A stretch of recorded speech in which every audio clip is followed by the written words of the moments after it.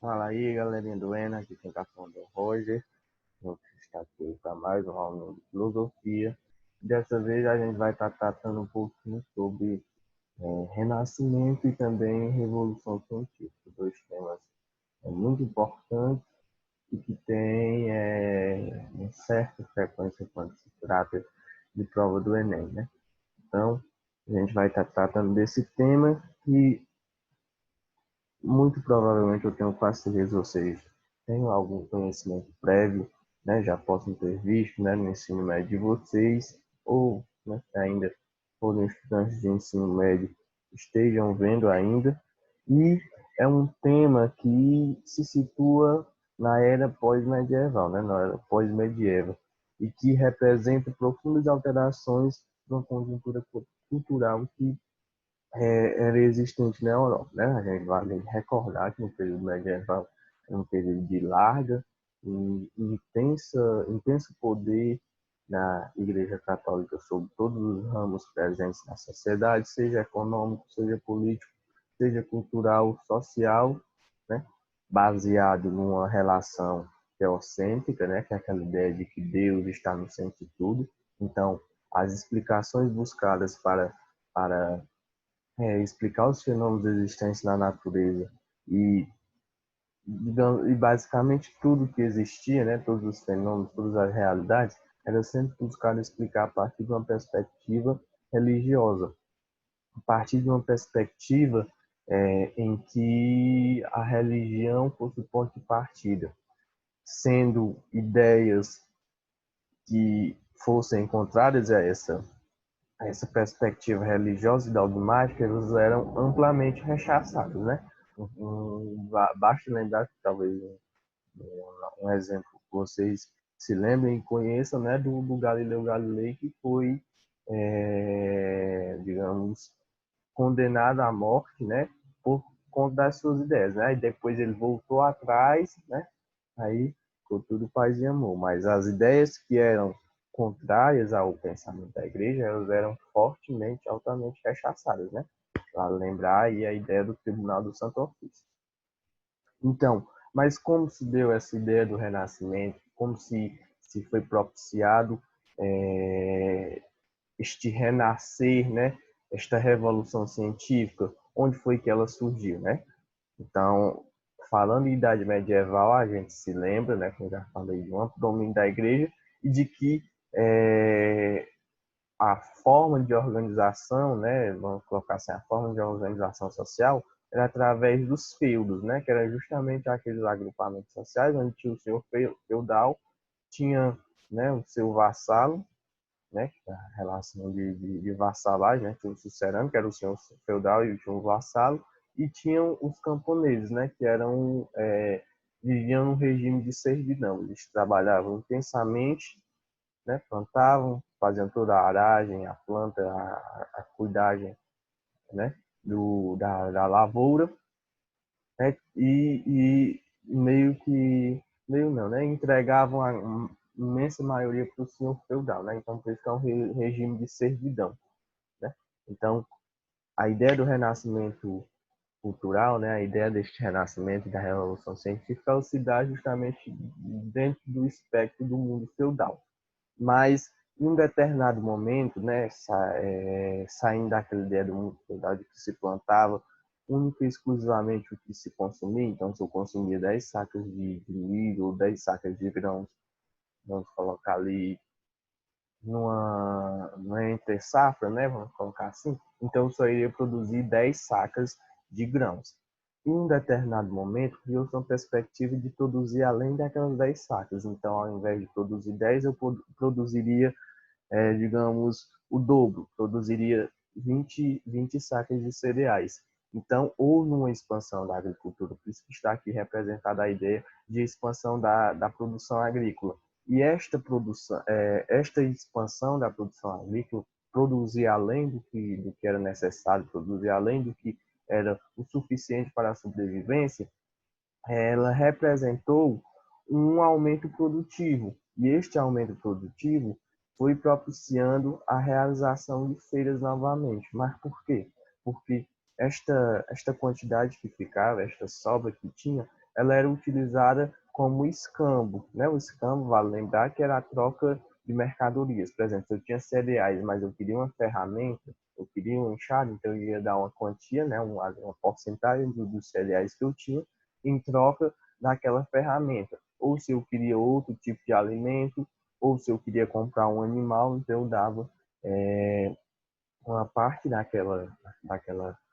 daquele excedente de produção que eu tinha para a pessoa que iria me fornecer a ferramenta, ou iria fornecer outro alimento, ou um animal. Então, este aumento produtivo, a partir de uma expansão da produção agrícola, propiciou justamente essa realização de feiras, que eu posso colocar, um princípio de renascimento econômico, justamente a partir da realização dessas feiras e deste excedente de produção que era utilizado como escambo, né? Troca de materiais e de bens. Então, isso propiciou um renascimento cultural. E, melhor dizendo, o renascimento econômico, perdão. E este aumento produtivo e a realização das feiras que caracterizam o renascimento econômico, né, foi se expandindo. Então, cada vez mais se produzia mais, né, o aumento produtivo cada vez mais se massificava, a realização de feiras, as feiras ficavam cada vez mais grandes, né, mais maiores, mais repletas de produtos a serem comercializados, e isso foi propiciando, em um determinado ponto de vista, um renascimento, né, um ressurgimento urbano. Né? Então, foi havendo-se um reagrupamento urbano, justamente surgindo dentro dos burgos. Né? Então, surgiu os burgos a partir desta massificação, dessa intensificação e do aumento da realização das feiras. Então, foram surgindo restaurantes, foram surgindo pousadas e demais, como é que eu posso dizer, edificações que eram necessárias para a realização das feiras e que propiciaram, em determinado momento, também uma fixação desses feirantes, desses comerciantes, no local fixo, né? Então, isso propiciou justamente um ressurgimento das cidades que foram denominadas os burgos. Então, houve um ressurgimento, né? Um ressurgimento das cidades. E isso propiciou, um determinado momento, né, este agrupamento social, este viver em sociedade novamente, que era muito diferente do mundo feudal, em que você só vivia ali, dentro de um feudo, né, só no labor, só trabalhando, só numa vida de servidão como camponês.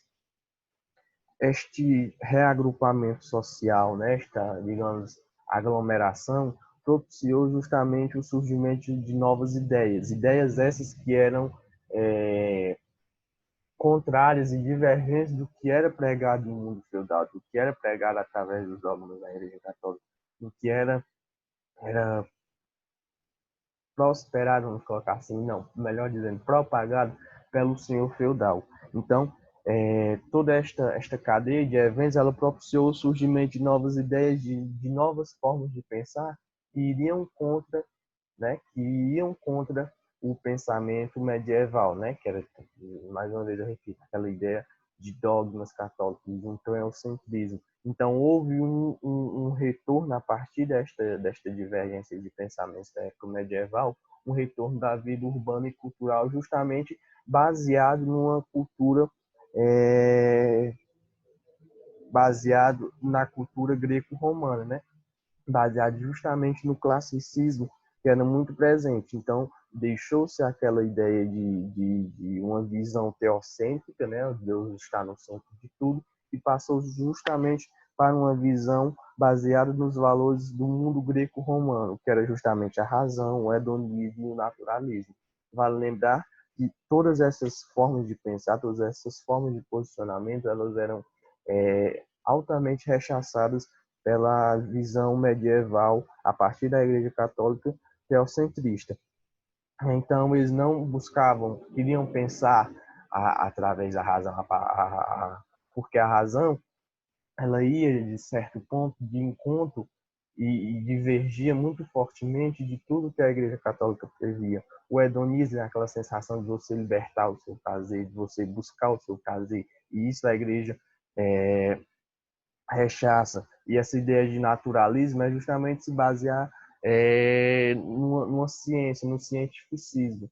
E também isso era rechaçado pela Igreja. Então a gente pode definir justamente o Renascimento como um movimento histórico ocorrido inicialmente na Itália, difundido pela Europa entre os séculos XV e XVI, que foi caracterizado pela crítica aos valores medievais e pela revalorização dos valores da antiguidade clássica, ou seja, os valores greco-romanos, né, que é a razão, o hedonismo e o naturalismo são algumas características desta antiguidade clássica, né, aí representado pelo mundo greco-romano. E justamente este renascimento, esta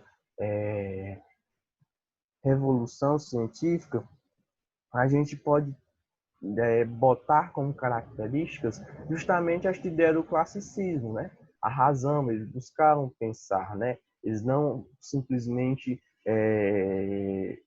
se baseavam em dogmas, em coisas que não eram comprovadas, né? Que não tinham um método para comprovar e para afirmar se aquilo era falso ou não, né? Era simplesmente dogmas do que a igreja usava.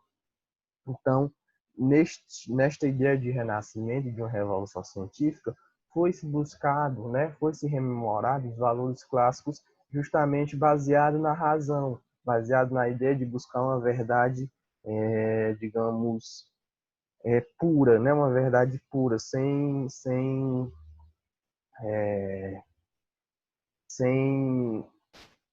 ideias que pudessem ser enganosas, né, sem perspectivas baseadas num saber dogmático, num pensar dogmático, até certo ponto, numa ideia mítica, né?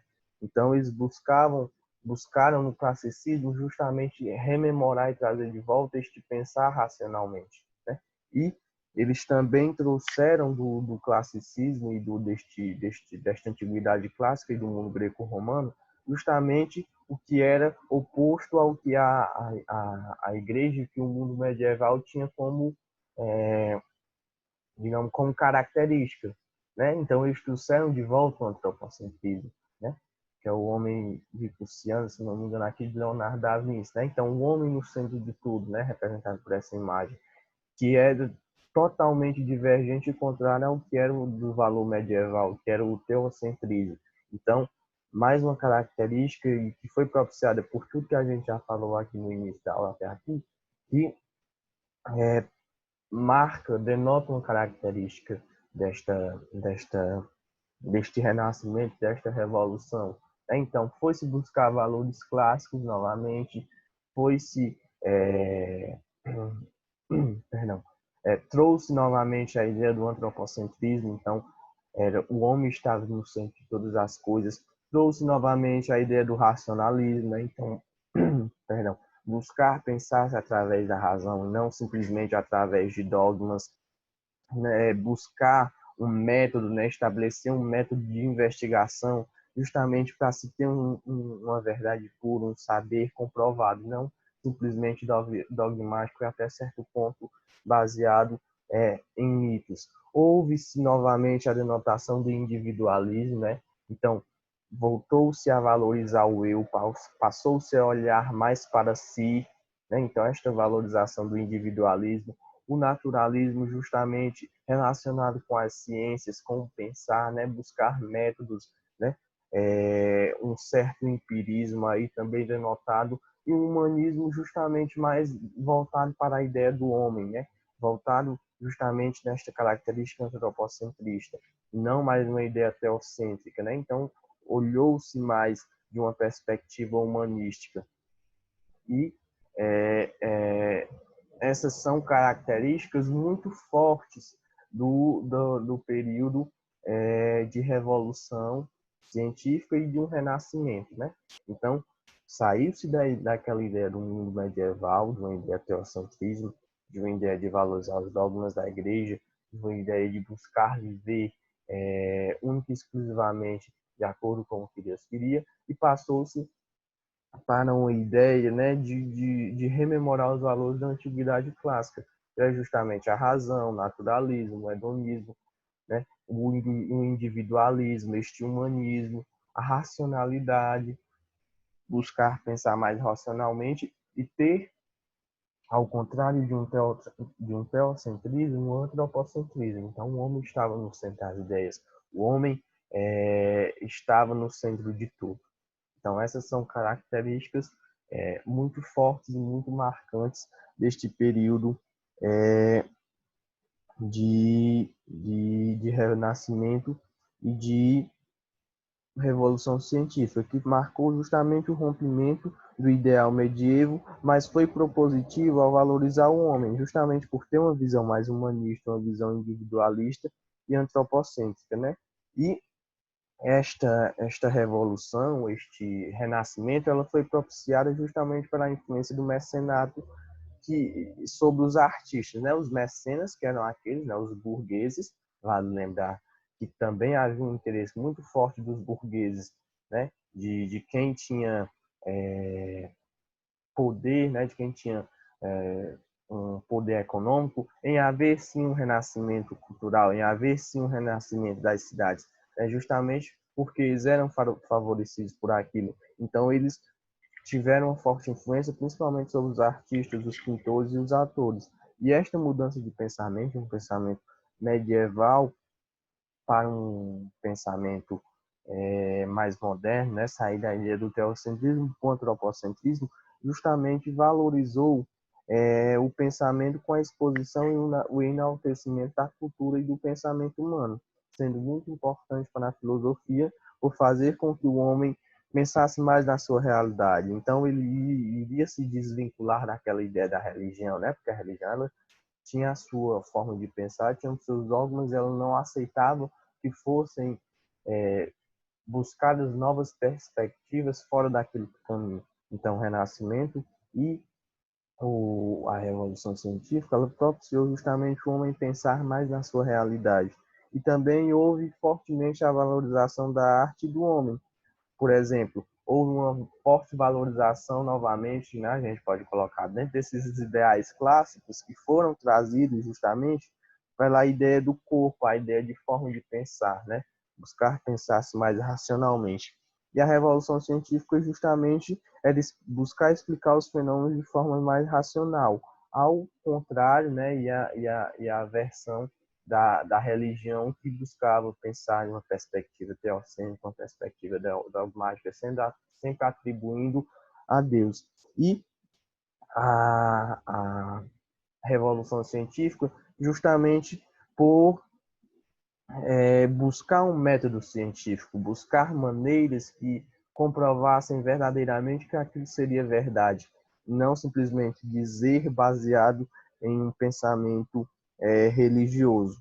Então, a gente pode citar dentro disso, né, como eu já citei o Galileu Galilei, mas também pensadores como o Descartes e também o Isaac Newton, né, que tiveram dentro de toda essa digamos, revolução científica e de toda essa ideia do renascimento, né, com o rompimento do período medieval, já partindo para um período moderno, serviram de base justamente para o iluminismo, né, que aí vai marcar, como é que posso dizer, uma revolução ainda mais profunda dentro de um contexto de vivência e de pensar socialmente. Então, agora a gente vai partir aqui, se não me engano, para duas questões do Enem. Duas, são três. Então, são duas. Então, a primeira questão aqui, ela tem como, o seu comando o seguinte. O aspecto a ser ressaltado em ambos os textos para exemplificar o racionalismo moderno é a fé como guia das descobertas, o centro crítico para se chegar a Deus, e a limitação da ciência pelos princípios bíblicos de a importância da experiência e da observação é o princípio da autoridade e da tradição. Então, vamos ver aqui o texto. Depois de longas investigações, convenci-me por fim de que o Sol é uma estrela fixa rodeada de planetas que giram em volta dela de que ela é o centro e a chama, que além dos planetas principais, há outros de segunda ordem que circulam primeiro com os satélites ao redor dos planetas principais e com estes em redor do Sol. Não duvido de que os matemáticos sejam da minha opinião. Se quiserem dar-se ao trabalho de tomar conhecimento, não superficialmente, mas de uma maneira aprofundada, das demonstrações que darei nesta obra, se alguns homens ligeiros e ignorantes quiserem cometer contra mim o abuso de invocar alguns passos da Escritura Sagrada que torçam o sentido, desprezarei os seus ataques. As verdades, as verdades matemáticas não devem ser julgadas senão por matemática. Então, aqui o pensamento de Copérnico é justamente ele apresentando a sua ideia de que não era a Terra que estava no centro do universo, e sim o Sol, né? Então, saindo aí de um pensamento medieval de que o planeta Terra estava no centro de todo o universo, né? Já para um pensamento a partir de uma revolução, de um renascimento, né? De que existia, na verdade, um heliocentrismo, né? Então, o Sol estava no centro do universo e a Terra estava girando no seu entorno, né? E o segundo texto aqui diz o seguinte: aqueles que se entregam à prática sem ciência são como um navegador que embarca em um navio sem leme nem bússola. Sempre a prática deve fundamentar-se em boa teoria, antes de fazer de um caso uma regra geral. Experimente-o 2 ou 3 vezes e verifique se as experiências produzem os mesmos efeitos. Uma investigação humana pode-se considerar verdadeira ciência se não passa por demonstrações matemáticas. Então, aqui do Leonardo da Vinci, ele justamente defende essa ideia de buscar-se a verdade através da ciência, né? Buscar-se através de métodos, ter-se uma teoria justamente para se chegar a um saber que não seja influenciado justamente por um olhar religioso, né? Mas sim por um olhar mais crítico, um olhar baseado na experiência e baseado na observação. Então, ele quer saber o aspecto a ser ressaltado em ambos os textos para exemplificar o racionalismo moderno é a fé como guia das descobertas? Não, né? A gente vai lembrar que eles estão no período de renascimento, no período de revolução e justamente no período de buscar pensar-se mais racionalmente. Então, eles não iriam buscar pensar através da fé. Então, é incoerente. B. O senso crítico para se chegar a Deus. Não, eles não estão, digamos, buscando este, este fim, né? Buscando, através de um método, através de uma teoria, como este fim, né? De chegar a Deus. Então, a alternativa também é coerente. C. A limitação da ciência para os princípios bíblicos. Também não, né? Apesar de aqui o Copérnico, né? Fazer, a certo ponto, uma relação, né? Mas não há não é um aspecto a ser ressaltado e que caracteriza este racionalismo moderno, né? Então, isso aqui é completamente equivocado. A D, a importância da experiência e da observação, justamente, né? Porque eles estão defendendo pensar-se racionalmente, estão defendendo pensar-se através da observação, né? Que foi o que o Copérnico usou, foi o que o Leonardo da Vinci defendeu aqui no seu texto, a experiência, né? Então, justamente ter um método, ter uma teoria, ter como é que eu posso colocar? Ter uma escala de passos a se seguir, né? Então, é sim uma característica deste racionalismo moderno, né? A importância da experiência e da observação. A alternativa correta aqui é a letra D. E aí, só para descartar, o princípio da autoridade e da tradição. Também não tem nada a ver. Então, a nossa alternativa correta aqui acaba sendo a letra D, a importância da experiência e da observação, que exemplifica, né, muito bem esta ideia do racionalismo moderno. E a nossa segunda questão, né, como André diz o seguinte: considerando a dinâmica do processo histórico, pode-se afirmar que as ideias de Roger Bacon inseriram-se plenamente no espírito da Idade Média ao privilegiarem a crença em Deus como principal meio para antecipar as descobertas da humanidade. B. Estavam em atraso com relação ao seu tempo ao desconsiderarem os instrumentos intelectuais oferecidos pela Igreja para o avanço científico da humanidade. C. Opunham-se ao desencadeamento da primeira Revolução Industrial, ao rejeitarem a aplicação da matemática do método experimental nas invenções industriais. D. Eram fundamentalmente voltadas para o passado, pois não apenas seguiam Aristóteles, como também se baseavam na tradição e na teologia, ou inseriram-se no movimento que convergia mais tarde para o Renascimento, ao contemplarem a possibilidade de o ser humano controlar a natureza por meio das invenções. Então vamos ver aqui o texto. O franciscano Roger Bacon foi condenado entre 1277 e 1279 por dirigir ataques aos teólogos por uma suposta crença na alquimia, na astrologia e no método experimental, e também por introduzir no ensino as ideias de Aristóteles, né? Então, tudo aqui que foi que eu posso colocar, foi atribuído como falhas do Roger Bacon justamente por serem contrários à forma, né, ao pensamento que a igreja tinha. Né? Então, essa ideia de alquimia, astrologia, método experimental, de filosofia, né, de Aristóteles, é totalmente rechaçado pela igreja. Em 1260, Roger Bacon escreveu: pode ser que se fabriquem máquinas graças às quais os maiores navios dirigidos por um único homem se desloquem mais depressa do que se fossem cheios de remadores, que se construam carros que avancem a uma velocidade incrível sem a ajuda de animais, que se fabriquem máquinas voadoras nas quais um homem bata o ar com asas como um pássaro, máquinas que permitam ir ao fundo dos mares e dos rios. Né? Então, o que ele fala aqui tornou-se realidade, né? A ideia dos navios, dos carros, dos aviões, submarinos, né? Então, o pensamento dele estava correto, né? Então, aqui, considerando a dinâmica do processo histórico, pode-se afirmar que as ideias de Roger Bacon inseriram-se plenamente no espírito da Idade Média ao privilegiarem a crença em Deus como principal meio para antecipar as descobertas da humanidade. Não, né? Não tem nada a ver, né, com o pensamento dele. Então, essa ideia aqui, ela por si só, ela está totalmente controversa. Então, eliminado. A B.